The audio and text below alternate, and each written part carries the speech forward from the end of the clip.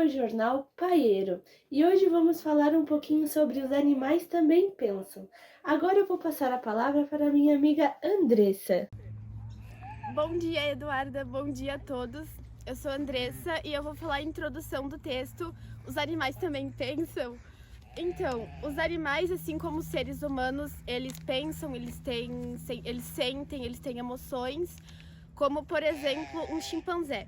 Se você der uma folha para um chimpanzé e ele tiver de olhos fechados, ele vai distinguir que aquilo ali é uma folha. E também os golfinhos. Só que eles usam a ecolocalização para perceber o mundo físico na água. Os membros da espécie humana possuem uma mente e os animais possuem mentes específicas referente às suas espécies. E também os animais possuem características biológicas, ambientais e sociais que podem ter impacto cognitivo. E agora eu vou passar a palavra para a Gabriele. Bom dia, Andressa. Bom dia a todos. Vou falar um pouco sobre a mente e a cognição, que neste trecho faz uma reflexão sobre a natureza da mente e da cognição, destacando as dificuldades em definir exatamente o que é a mente. A mente humana é descrita como um fenômeno complexo que inclui experiências conscientes como sentir, desejar e perceber, mas também engloba processos inconscientes como dirigir no automático ou ser influenciado por estímulos dos quais não estamos cientes.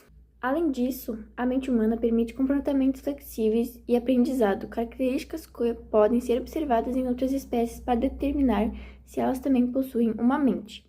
O texto compara o comportamento humano a de um ganso, que reage de maneira fixa a certos estímulos, como rolar qualquer objeto que se pareça com um ovo para dentro do ninho, sem capacidade de discriminar ou aprender em contraste. Humanos demonstram flexibilidade e a adaptabilidade em seus comportamentos e decisões. A crítica central é que, para entender a mente, especialmente em outros animais, precisamos focar em aspectos específicos como a cognição, que envolve processos entre a percepção sensorial e o comportamento, como memória, solução de problemas e raciocínio.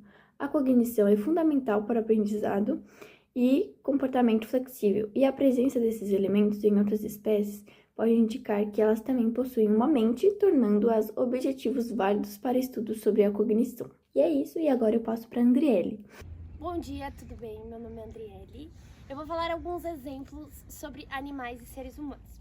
Podemos relacionar também os seres humanos com os animais, porque temos, respectivamente, mudanças de humor e mudanças de opiniões. Assim são os bichos, ó. Ele tava aqui do meu lado, aí ele já tá lambendo as pessoas. O ser humano não lambe as pessoas, mas nós somos animais racionais e os animais são animais irracionais. Podemos falar também sobre os macacos. Eles têm uma grande sensibilidade de aprendizagem, assim como qualquer outro animal. Assim como as ovelhas, elas são sensíveis para aprender quando o seu dono chega ou quando o seu pastor chega com comida, elas sabem decifrar que aquilo é a comida delas.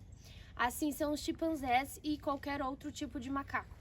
Todos os chimpanzés e macaco, eles têm a grande personalidade de aprender a falar língua de sinais. Assim como os seres humanos ensinam para eles, eles aprendem bem rapidinho. Obrigada.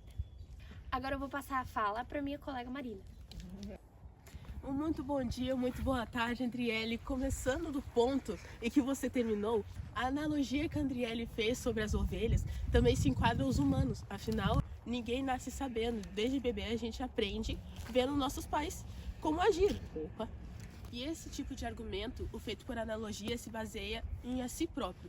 Como a gente consegue identificar, por exemplo, essa folha aqui.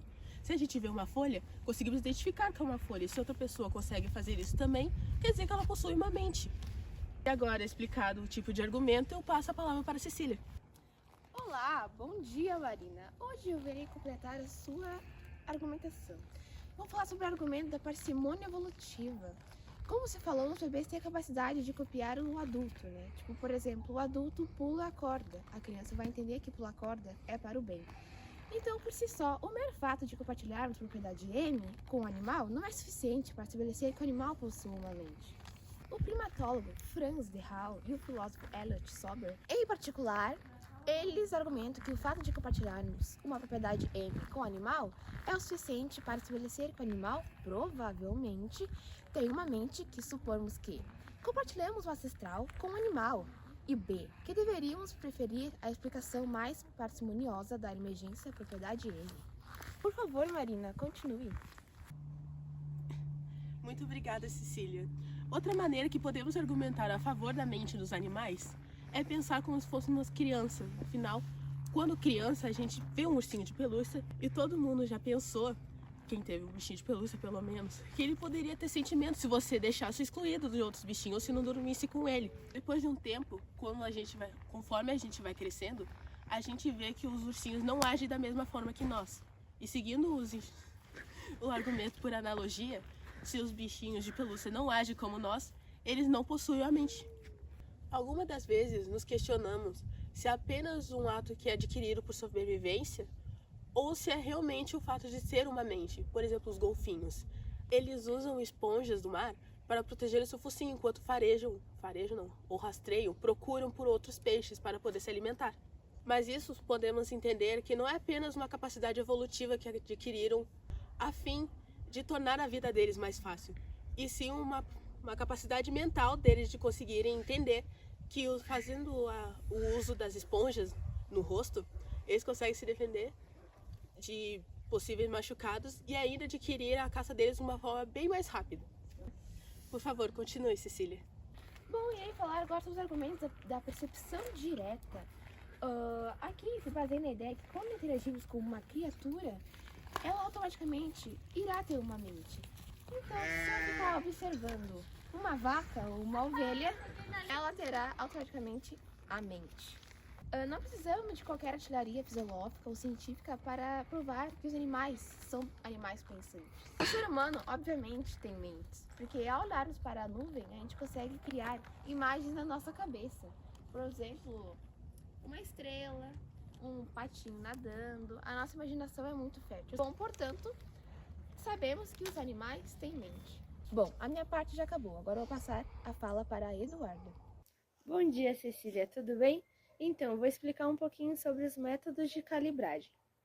O método de calibragem ajuda a entender como os animais pensam. Primeiro, observamos o que eles fazem, como os esquilos escondendo as nozes.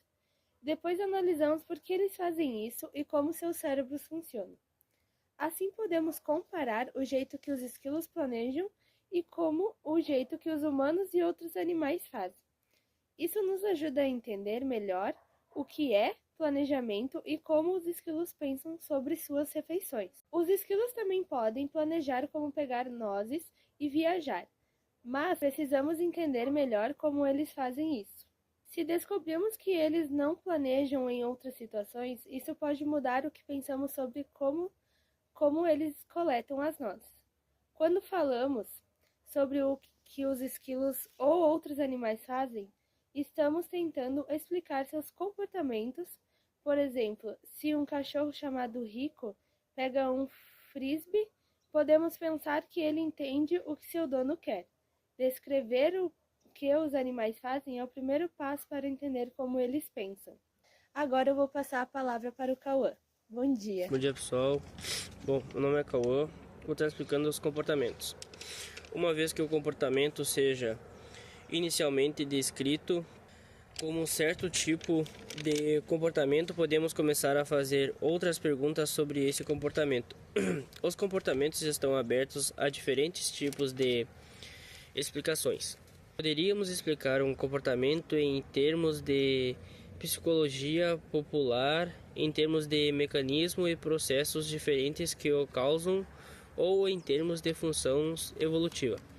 O objetivo da ciência cognitiva era fornecer uma decomposição funcional da cognição, o que envolve explicar o comportamento em termos de suas partes. Uma vez que você tem partes, você pode então ver como cada uma dessas partes funcionam e com isso obter diferentes níveis nos quais pode examinar um sistema.